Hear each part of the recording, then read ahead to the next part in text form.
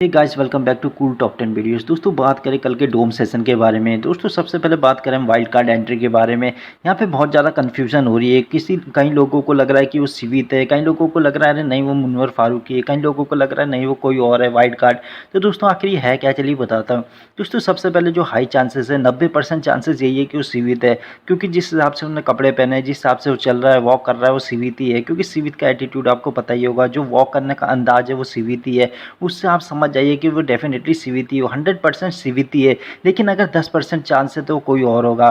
देखिए दोस्तों, अगर उसकी पर्सनैलिटी देखें तो मुनव्वर फारूकी तो बिल्कुल भी नहीं है। वो मुनव्वर फारूकी डेफिनेटली शो में आएगा, लेकिन वो बहुत लास्ट में आएगा और वो किसी ऐसे मतलब डेट वगैरह के बीच में आएगा। क्योंकि मुनव्वर फारूकी आपने देखा होगा वो शायरी वगैरह करता है, तो वो ऐसे आ नहीं सकता। वो तब आएगा जब डेट वगैरह चल रही होगी। ठीक है दोस्तों, तो यहाँ पे एक तो कंक्लूजन जो आपका था कि मुनव्वर फारूकी है, वो नहीं है। वो द सेकंड वन इज़ वो सीवीती है। उसका एटीट्यूड देखिए आप, उसकी चलने की वॉक देखिए, वो कितना एटीट्यूड में चल रहा है, ऐसा सीवीती रहता है। तो वो सीवीती है 100%। लेकिन 1% अगर 90% में बात करूँ, मतलब 10% अगर कोई नहीं है तो वो है वो राजवीर डे। जी हाँ दोस्तों, जिसे राजवीर डे को आपने यहाँ पे रोडीज में देखा था, या फिर वो होंगे। लेकिन उसकी जो मैं गुंजाइश कह रहा हूँ वो खाली 10% है, और 90% मैं कह रहा हूँ वो सीवित ही है। क्योंकि सीवित का भाई जो एटीट्यूड है और सीवित की चलने की जो स्टाइल है, उसकी वॉक है, वो उसी तरीके की है। जो बंदा चल के आ रहा है वो एटीट्यूड में फुल मतलब उसमें, तो वो सीवित ही है 100%। ये बेफिक्र हो जाइए। अगर 10% नहीं होगा तो वो राजवीर डे है, जो रोडीज में उसकी गैंग में था, गौतम गुलाटी की गैंग में। ठीक है दोस्तों, अब बात करते हैं यहाँ पे डोम सेशन के बारे में। सबसे पहले बात करें हम आज के टास्क के बारे में, तो टास्क बहुत ही अच्छा हुआ था। यहाँ पे लक्ष्य और अनिका काफ़ी लोग पसंद भी कर रहे थे। उनके खुद कंटेस्टेंट काफ़ी अच्छा उन्हें कह भी रहे थे कि अनिका, जब से तू इसके लक्ष्य के साथ आई है तब से तू काफ़ी अच्छा परफॉर्म कर रही है। सीवित के साथ तू हमेशा हारती रहती थी। तो ये बात तो सच है कि सीवित के साथ अनिका हमेशा हारती रहती थी। तो लक्ष्य के साथ उसकी केमिस्ट्री काफ़ी अच्छी हो रही है और बहुत ही अच्छे ये दोनों साथ में लग रहे हैं। इतना एक्सपेक्टेड था नहीं इनसे। मुझे भी लगा था यार लक्ष्य क्या परफॉर्मर है, कि कर पाएगा नहीं कर पाएगा, और अनिका भी इतनी खास कुछ है नहीं। लेकिन जब से दोनों साथ में आए, एक बात तो मानना पड़ेगा, दोनों गजब के परफॉर्मर है और हर टास्क के जीते जा रहे हैं। और सीवित के साथ इनकी मतलब अनिका की केमिस्ट्री थी नहीं और उसके साथ बोलती भी नहीं थी। लक्ष्य के साथ हालांकि इसकी केमिस्ट्री अच्छी है, लेकिन ये दोनों कभी भी कपल नहीं बन सकते दोस्तों। इसकी वजह पता है क्या है? इसकी वजह ये है कि यहाँ पे अनिका को लक्ष्य के बारे में पता है। ठीक है दोस्तों, लक्ष्य की बाहर एक गर्लफ्रेंड है जो अनिका को पहले से पता थी, और शो के दौरान उसने कभी भी लक्ष्य का नाम नहीं लिया है। और इसी बात पे अनिका और सीवित का ब्रेकअप भी हुआ था। सीवित ने यहाँ पे अनिका को साफ कहा था शो के दौरान भी कि देख, जो तू कर रही है यहाँ पे होल्ड कर रही है, मैंने शो करा हुआ है रोडीज, मुझे पता है तू ही गलत दिखेगी बाहर, इसलिए जो भी तू छुपा रही है, तू होल्ड कर रही है, वो तुझे ही गलत दिखाएगा। उसके बावजूद भी अनिका ने यहाँ पे होल्ड की वो बात लक्ष्य की गर्लफ्रेंड वाली बात पे। उसने जब वो कोर्ट रूम का टास्क हो रहा था तब भी लक्ष्य के बारे में कुछ नहीं कहा था, और इसीलिए वो रेड फ्लैग बनी थी। तो यहाँ पे सीवित इसी बात से बहुत ज़्यादा गुस्सा था। उसने शो के दौरान फिर भी अनिका की बात मान ली थी और कुछ नहीं कहा था। लेकिन शो के बाद जब इनकी राइवलरी कॉन्ट्रोवर्सी हुई, लड़ाई हुई, तो सीवित अपने आप को रोक नहीं पा रहा। उसने अनिका को कहा इसको तो बताना पड़ेगा, तब उसने जो लक्ष्य था उसकी गर्लफ्रेंड रिवील की। तो बेसिकली लक्ष्य की जो गर्लफ्रेंड है वो अनिका की बेस्ट फ्रेंड है। ये फैमिली मेम्बर है अनिका और जो लक्ष्य की गर्लफ्रेंड है आपस में।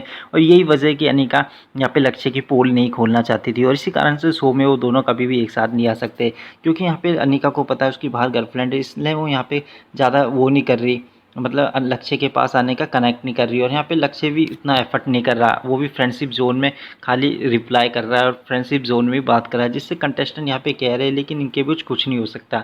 तो दोस्तों, अब बात करें यहाँ पे कशिश के बारे में। यहाँ पे ये बात एडी ने कही थी, और एडी ने यहाँ पे साफ साफ एकदम से बात को मुंह मोड़ लिया है।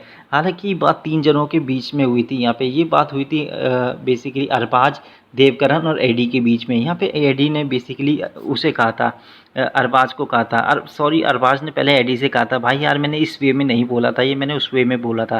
तो यहाँ पे बेसिकली एडी अरबाज से कहता है कि कोई बात नहीं भाई, तूने जिस भी वे में बोला था, लेकिन कभी कभी मुझे लगता है कि ये सही है यार जो तू कह रहा है। तो मतलब एडी ने ये मजाक में कहा या जैसे भी कहा, लेकिन ये बहुत गलत कहा। अपने कनेक्शन के बारे में तुम ऐसा कह रहे हो, वो बहुत ही गलत है। तो यहाँ पे एडी बिल्कुल भी मानने को राजी नहीं हो रहा था, जबकि उसने ऐसा कहा था। और देवकरण, यहाँ पे देवकरण जब कहा जा रहा है कि देवकरण तुमने बताया क्यों नहीं बताया, लेकिन यहाँ पे ये बात 3 जनों के बीच में हो रही थी, लड़के लड़कों के बीच पे, और ये आपसी बात थी, मजाक मजाक में ये बात उठी गलत। ये अरबाज ने ये बात उठाई गलत। अगर अरबाज ने उठाई तो फिर देवकरण को ये बात बाहर लानी ही पड़ी।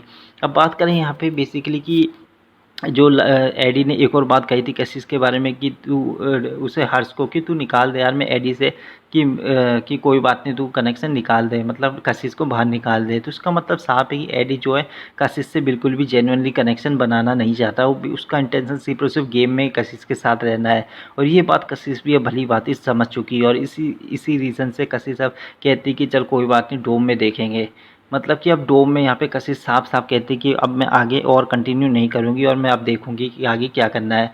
तो अब यहाँ पे एडी और कशिश का जो रिलेशनशिप है वो ब्रोक हो जाएगा। मुझे लगता है ये दोनों यहाँ पे साथ में परफॉर्म नहीं करेंगे। एडी यहाँ किसी और के साथ जाती हुई हमें दिखाई देगी। डोम सेशन में जैसा कि हमको पता है यहाँ पे 2 कपल सेफ रहेंगे, एक तो दिग्विजय और नायरा, दूसरे यहाँ पे लक्ष्य अनेका है, दोनों यहाँ पे सेफ रहने वाले हैं। अब बात करें यहाँ पे किसे सेव करेंगे, आपको सीधा सा फंडा पता है। दिग्विजय और नायरा यहाँ पे अरबाज को सेव करेंगे डेफिनेटली, क्योंकि पिछली बार उन्होंने उन्नति को सेव करा था और नायरा इस बार अरबाज को सेव करने के लिए कहेगी तो वो कर देंगे। फिर दूसरी तरफ यहाँ पे जो है लक्ष्य आने का, वो भी किसी ना किसी को एक को सेव करेंगे। तो यहाँ पे जो उनके ज़्यादा करीब होगा वो किसी को सेव कर देंगे। यहाँ पे लक्ष्य और जो अनिका होगी वो जसवंत आकृति को टारगेट करेगी। दिग्विजय नायरा भी यहाँ पे जसवंत और आकृति को टारगेट कर सकते हैं, या फिर ऐसा कोई और है जो जिसे वो गेम से निकालना चाहते हैं, या फिर वो देवकरण और शोभिका, जैसे कि दिग्विजय हमेशा कहता है कि इनका कनेक्शन नहीं है, मैं उसे ही इनका कनेक्शन नहीं है, वो हमेशा ये रीज़न देता है। तो बेसिकली दिग्विजय बहुत अच्छा गेम खेल रहा है, तो वो यहाँ पे या तो देवकरण या फिर जिसका कनेक्शन नहीं है शोभिका, उनको टारगेट कर सकता है। तो यहाँ पे एक चीज़ तो हमें साफ पता है कि यहाँ पे अगले डोम सेशन में स्वास्तिका का घर जाना पक्का है, उसका पैकअप हो चुका है, क्योंकि यहाँ पे उसका और जो सचिन का डांस दिखा रहे हैं और उसे स्क्रीन टाइम भी दे रहे हैं। तो ये स्पेशल इसीलिए कराया जाता है जब कोई कंटेस्टेंट घर जा रहा होता है। तो ये साफ है कि यहाँ पे स्वास्तिका घर जा रही है, लेकिन स्वास्तिका के साथ कौन जाएगी ये देखने वाली बात है। मुझे लगता है स्वास्तिका के साथ यहाँ पे बहुत ज़्यादा चांसेस है शोभिका के, क्योंकि शोभिका का थोड़ा बहुत ये है कि वो देवकरण के साथ उसका कनेक्शन है, तो नई भी जा सकती है, लेकिन मुझे हाई चांसेस है कि शोभिका या फिर देवकरण में से एक स्वास्तिका के साथ जा सकता है। अगर एक एलिमिनेशन हुआ तो स्वास्तिका डेफिनेटली, अगर 2 हुआ तो देवकरण या फिर क्या नाम है उसका, शोभिका घर जा सकती है। तो आई होप दोस्तों आपको वीडियो पसंद आई है, थोड़ी सी भी पसंद आई तो चैनल को सब्सक्राइब करिए और वीडियो को लाइक कर दीजिए। धन्यवाद।